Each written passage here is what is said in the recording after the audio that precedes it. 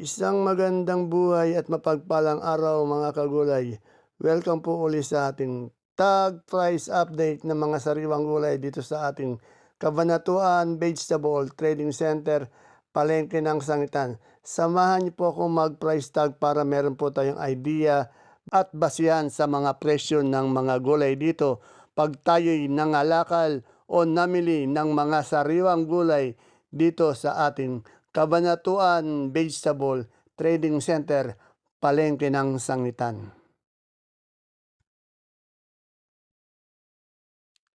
Unahin po natin itag price ang siling panigang. Ang siling panigang po ay nasa 30 hanggang 55 pesos per kilo. Isunod po natin ang talong. Ang talong po ay nasa 50 hanggang 55 pesos per kilo. Sa sitaw naman po, nasa 130 hanggang 140 pesos per big kiss.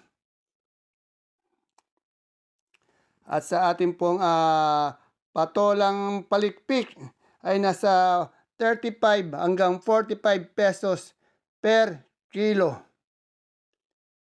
Sa ating siling Taiwan naman po ay nasa 120 hanggang 130 pesos per kilo. At ang ating ampalaya po na haba ay nasa 90 pesos per kilo. Yung pinakamaganda po, nasa 100 naman. Sa upo po natin, nasa 15 pesos per kilo or 150 per bundle. Kasi 10 kilo yan 15 pesos, 150. At sa kamatis po natin, walang pagbabago po. Nasa 20, 22 hanggang 25 po per kilo. Sa Sophia naman po natin ay nasa 35 hanggang 36 pesos per kilo.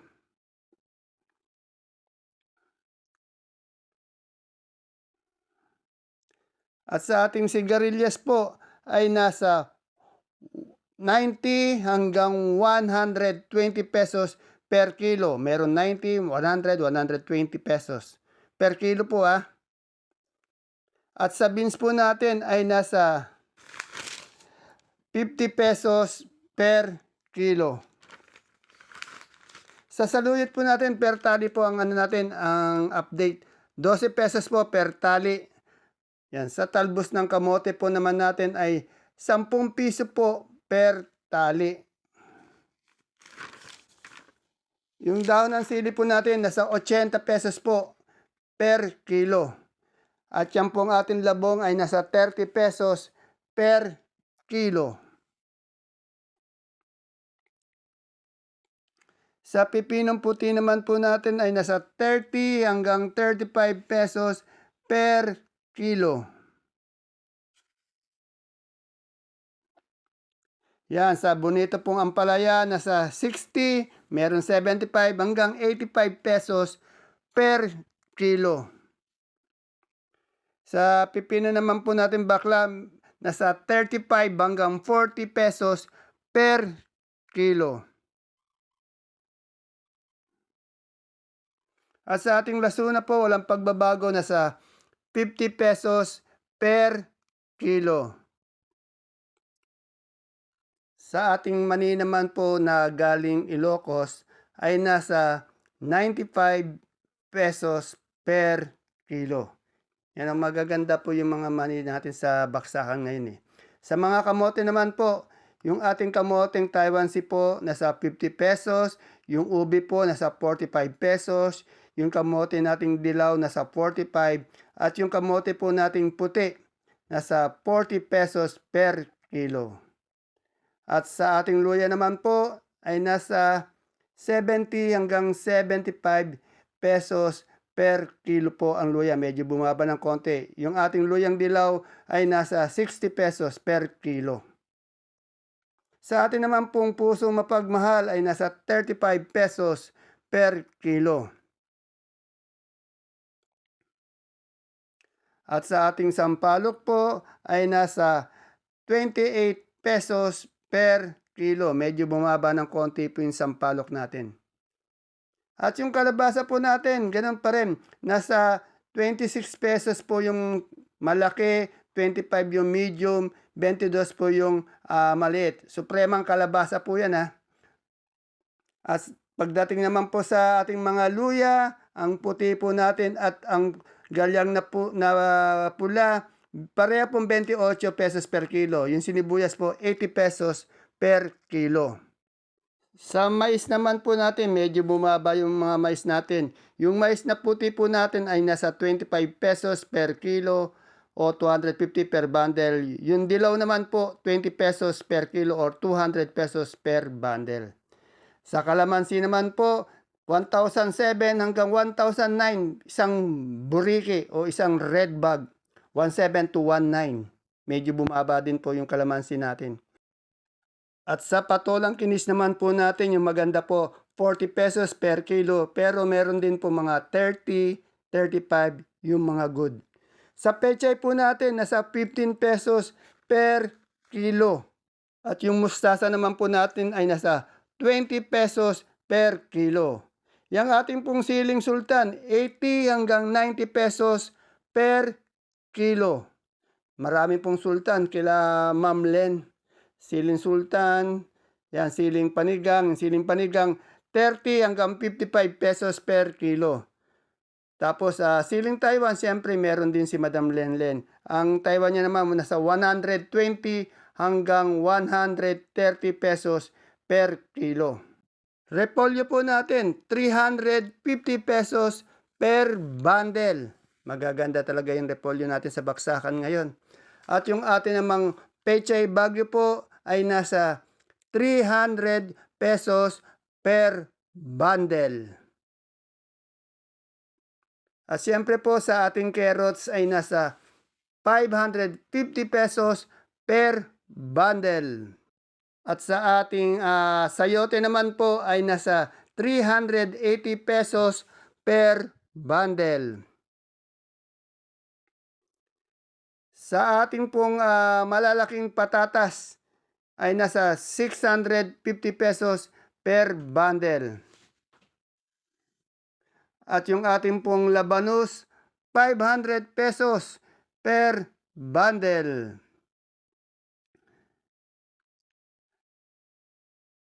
At sa pipino naman po natin o green cucumber, 600 pesos per bundle. Punta naman po tayo sa broccoli per kilo. Ang broccoli po 80 pesos per kilo. Kasunod po niyan yung cauliflower po ay nasa 70 pesos per kilo. Kaganda ng cauli. At yung ating pong green bell po nasa 250 pesos per kilo. Yan. Yung ating namang red bell ay nasa 180 pesos per kilo.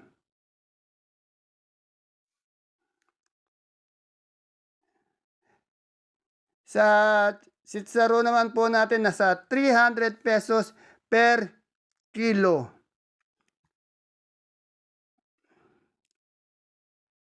At yung ating young corn po ay nasa 25 pesos po per styro.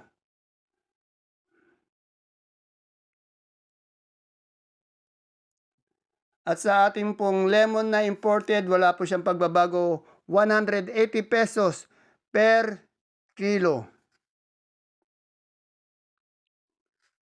Ang ating pong celery ay nasa 100 pesos per kilo.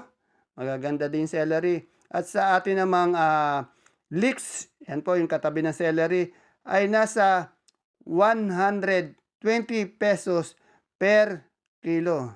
Pang nilaga.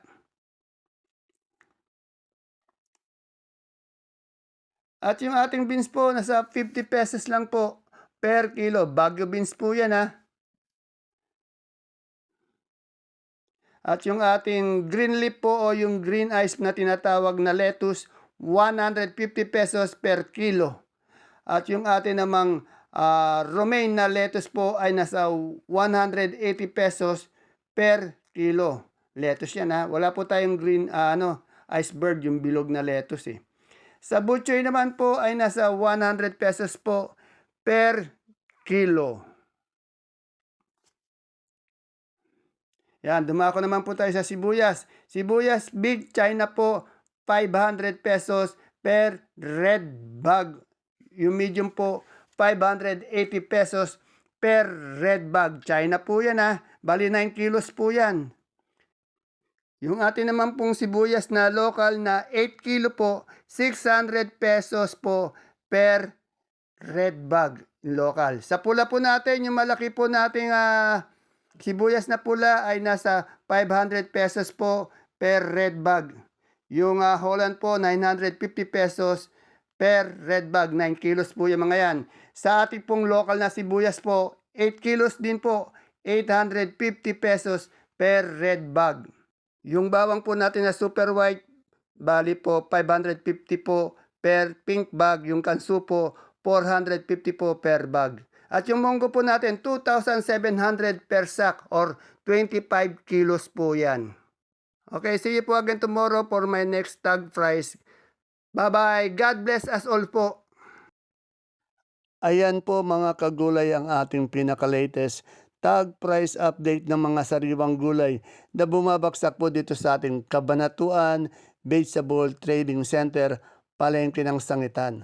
Sana po mapanood niyo po ang ating tag price update sa umaga bago po tayo pumunta dito sa ating baksakan para meron po tayong idea basihan sa mga presyo ng mga gulay na ating bibilin.